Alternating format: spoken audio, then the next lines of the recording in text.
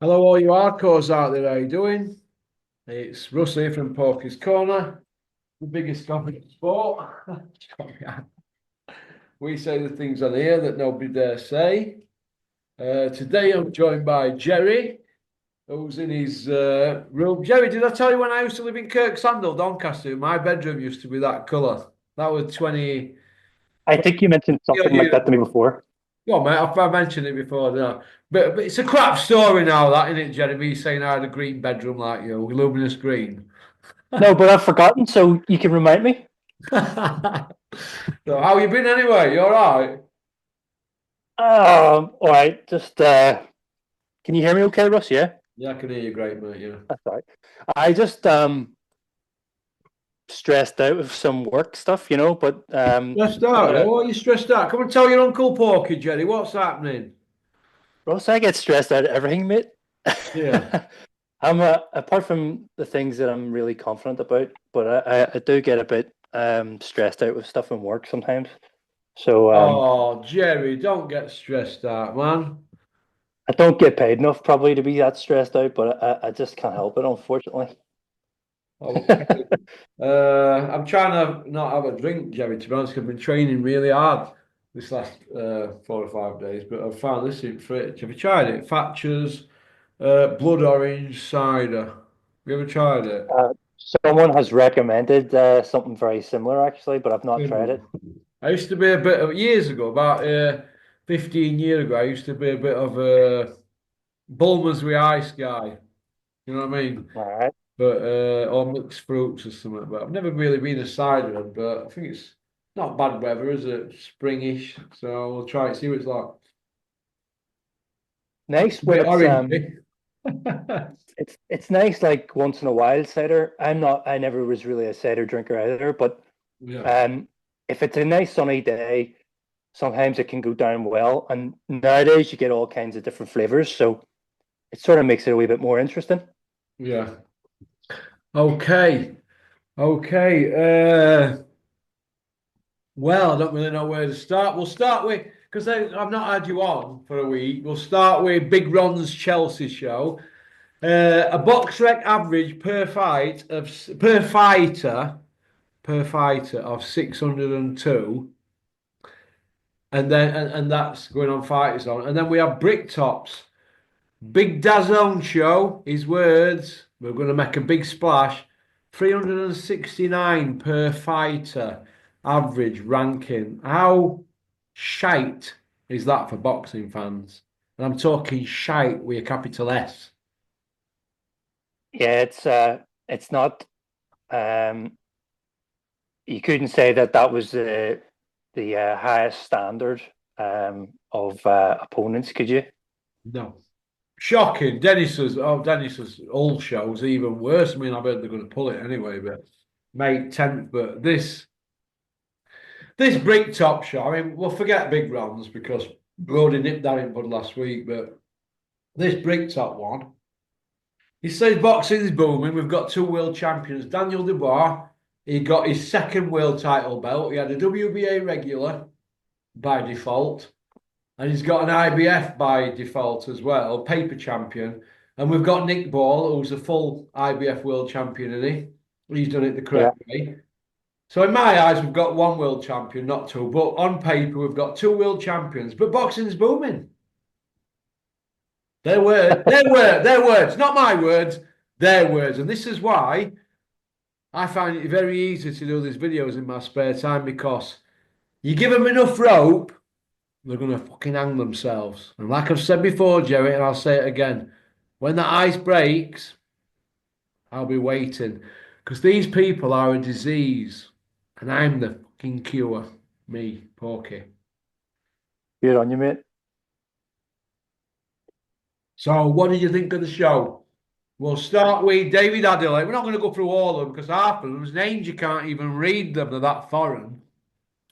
We'll start with David Adelaide, who I like a lot. He's now an English and a Okay. British champion. When he was an amateur, I saw him spar Hughie. I went, Dennis, you need to sign this kid. He went, set a meet up when we get to Bulgaria. Hughie fought Pulev. David Adelaide and Dennis had a sit down, and Dennis went, interested. He's from London. I went, "Hey, you mine? You can crack. He's a hard puncher, Dennis. He's a big banger. Nah, we're gonna do. How's he gonna sell tickets in Sheffield? He didn't get it, did he? So he missed out. English and British champion. But has he got that belt by default, Jerry? What's your opinion on the fight? Um, Adlai versus TKV. Well, I was sort of surprised. I'm not really familiar with that TKV fella, so I was kind of surprised that it looked like he was almost outboxing, you could say, Adelaide. Um, I was very surprised at actually his movement because I kind of thought, well, I was very disappointed, obviously, when I seen him and the condition that his body was in because he's very flabby and fat. But I'll give him credit. He actually had a bit of pep in his step. So I was pleasantly surprised at that. Didn't look like there was tons on his punches, but he he was landing shots like, and he could have been picking his way to a points victory. Um, the I thought perhaps his style was spoiling the work that David Adelaide wanted to kind of get on with. And I think he sort of said something to that effect himself. I seen something there before we came on, just where he's up for the rematch, and it sounds like he feels like it probably wasn't the right way to end, but the actual the actual finish to the fight with the referee calling break twice is shocking. I actually can't believe what happened there. Like, it's shocking. Um, I felt bad for TKV because he could have been on his way to, I would say, describe it as nicking a points win. It wasn't the most exciting fights I've ever seen. I probably would hope for something better in the next one, but it'd probably be more of the same, I think. But I do think it's worth a rematch just in terms of if David Adelaide is going to knock that fellow out, like he said he was going to stop him no matter what, then I'd like to see it done with a little bit less controversy. Because, like I said, I've never seen anything quite like that before. I don't know. I don't know why David Adelaide felt like he should have thrown at that point. Normally, I always notice it in fights with Usyk. He's very, very fair when it comes to something like that. He's never trying to get something sneaky in, right away after referees maybe had to interfere. He always takes a step back and he lets the other guy get into it. Lets them sort of give them a bit of time to kind of reset themselves. And Adlai just threw that punch. Maybe it was just an instinctual thing, but either way, like, it put TKV on the deck, and well, we all know what happened. So Protect yeah, yourself at all times, Jerry. It says in the green book from the boxing board of no control. it does. But Well, that, you have protect to yourself at all times. admit though, like, it was a bit of a. I mean, the referee didn't even like separate them properly. He didn't get himself in there. Do you know what I mean? Do you feel that And the he did. referees are giving Bricktop's fighters preferential treatment? Yes or no? Look, The current run of form, I would agree with you. Yeah, Amzad Shearer's got a gift. Adelaide.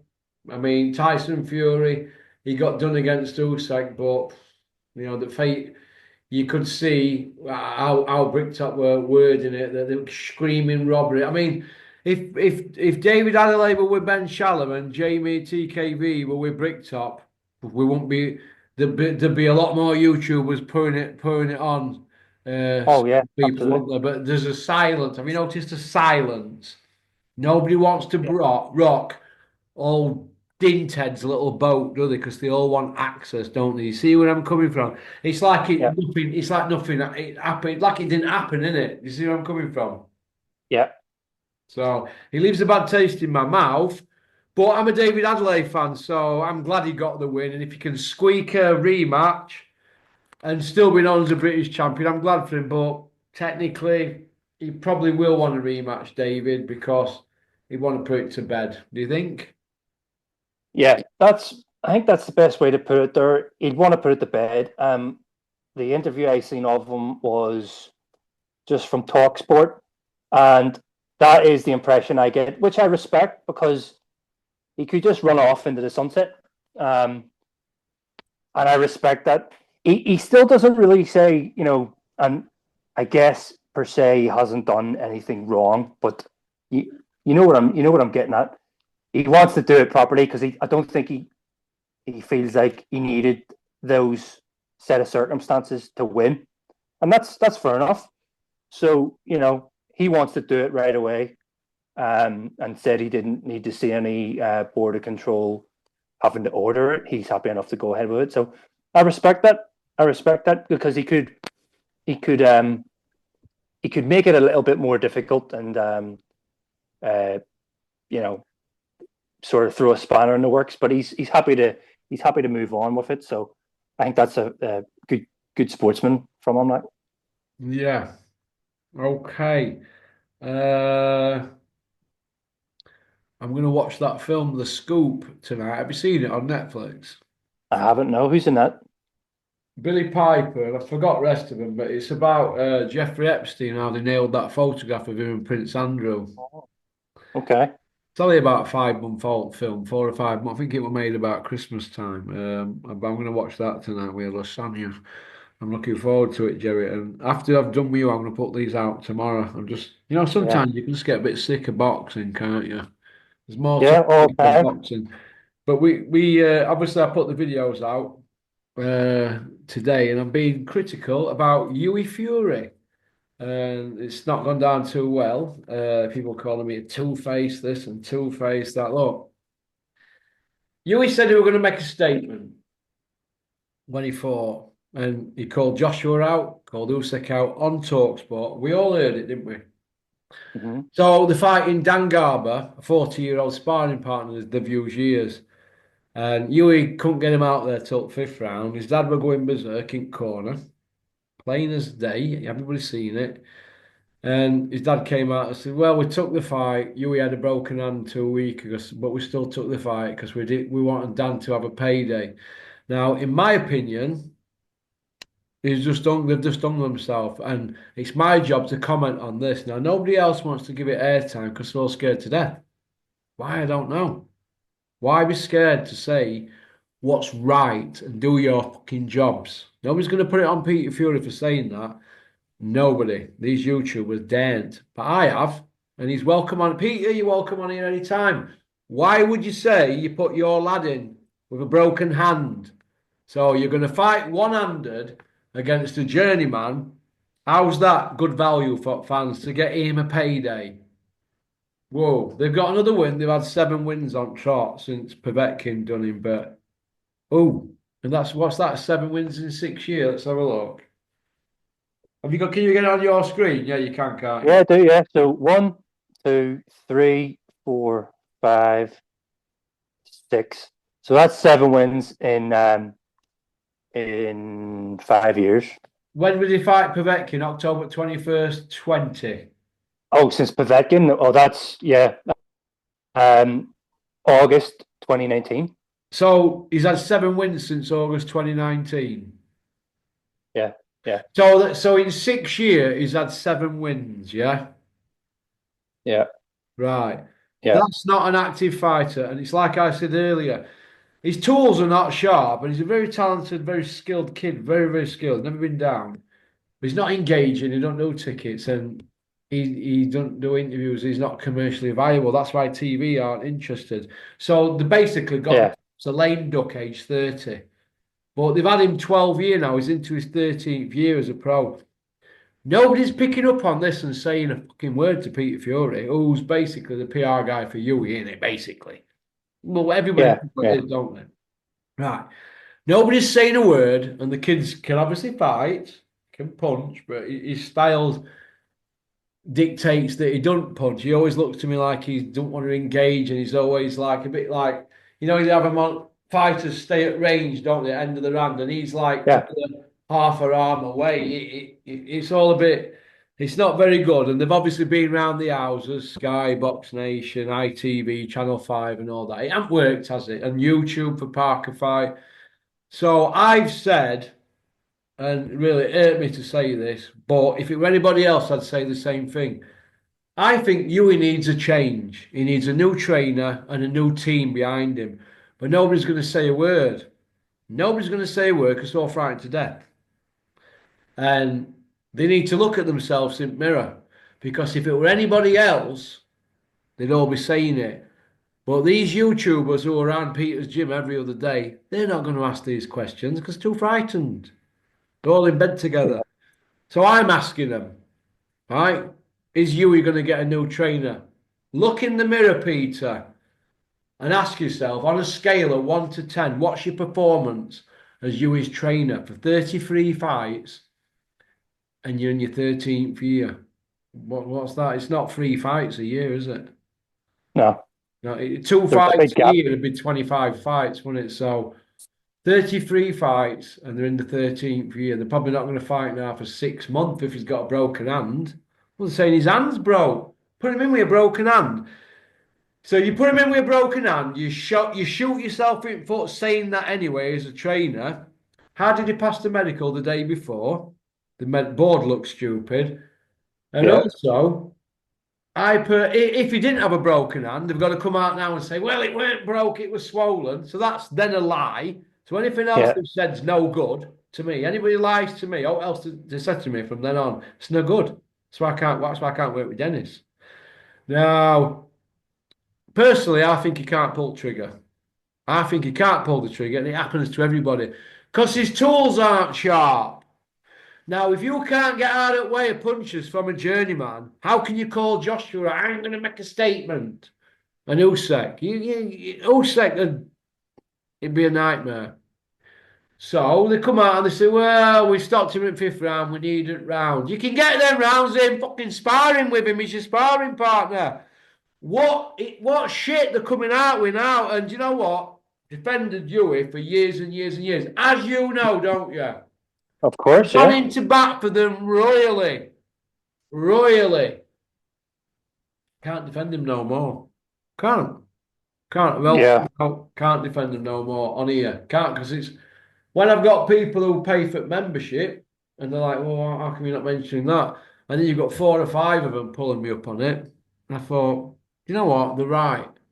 If it were Ben Davidson or Dave Caldwell or Shane McGuigan, I'd be on him like a rash. If it were Joe Gallagher, I'd have to be on Joe like a rash, even though I wouldn't like to. So why should Peter get a free pass? Why? Why? Because he's down as this roadman killer. About what? Well, what? He had one fight as a pro, didn't he? He quit on the stool after 1 round. So he's not a roadman. Why is everybody scared to death? There's one person who trains people who's actually a nice guy. So we have to pull people up on what they've said. He said he put him in the ring with a broken hand. Hughie said we're in talks to fight Dylan White on Talksport. Izzy Asif has just come out and said, "Oh no, no, we weren't in talks, but what it were, I want to make the Dylan White fight with Hughie. Wanting and in talks are two different things. That Jeffrey, who is it, the lawyer for Dylan White, is running around saying." We never heard no from the camp. So why come out and bullshit like that? Hughie to me is in the wilderness and it breaks my heart. Breaks my heart because I think he's a really, really stylish boxer and he's multi-skilled. But I don't hear stories about him doing road work. I don't hear that. And I don't hear stories about him knocking people out in sparring. I don't. There's something wrong up here. Mental, there's a mental block there why you can't let that right hand go. There's a problem, and I think it's because of frightened of what's coming back. I don't know what you think, Jerry. Well, when you were talking there, I was like, I nearly chimed in and I was like, no, I don't want to Go on interrupt. then, go on then. No, you're bang on, mate. He's been Go with on, Jerry. Peter Fury all his days, right? Um, and he's been taught, obviously, how to box well. His skills have been nurtured to a certain point, but now things are starting to come out in terms of his style that aren't necessarily good. And basically, when that happens, so, you know, Joshua's obviously changed trainer a million times, and that's abnormal, right? Yeah. If Fury just made one more change to, he could just find the right guy, and that could nurture a little bit extra, like that he has to offer, and just sort of polish it off, really, because he he's obviously only going to get so far now with the style he's got. So, you know, if he goes with somebody else, like there's Hergovic has swapped trainer with Abel Sanchez, and he he probably needed that as well to, you know, bring out something different in his game. And Fury needs that too. Or sorry, Hughie Fury needs that too. So I actually think that would be a brilliant thing to do. But this is the thing: Hughie has this, you know, the relationship with him and Peter.